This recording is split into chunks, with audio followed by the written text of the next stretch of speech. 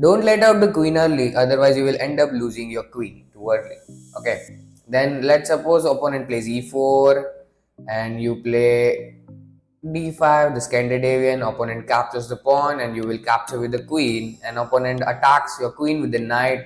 And by mistake, if you move your queen to the c6, opponent will just put the bishop on the b5, and now your queen has been pinned, right?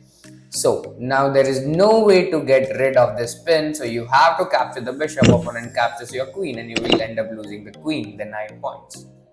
And now it's hard to win the game. Castle as quickly as possible. It is very important to castle quickly because you have to keep your king safe. If you don't castle, your king will be stuck in a center and opponent will just continuously attack you. Let's suppose opponent plays e4, you play e5. Now opponent plays knight f3. After that you play knight c6 and opponent plays Italian after that. And if you play the knight f6, there are chances that opponent will just simply put the knight to g5 and do the right liver attack. So in this case, you will just simply push the d5 pawn and opponent will just simply capture it, okay? Because you cannot capture with the queen, but you can capture with the knight. After that, you take. But in this case, you will lose the kind of a center control and opponent will also lose the center control. So this is an equal situation. But better than this, you can simply put the bishop here and now the knight cannot come on the g5, right? So now you can just simply do the castle after he continues the developing, right? That's it.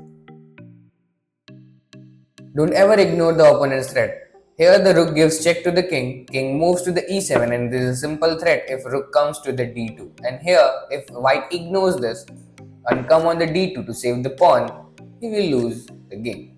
We will simply move the rook to the d8 now. If rook goes here, we will simply move to the d1 and it's a backline mate. And if rook goes on the d1, we will simply put the rook on the d1 and it's a backline mate. And if rook captures the rook, we'll stay up on the material and this pawn is a passer.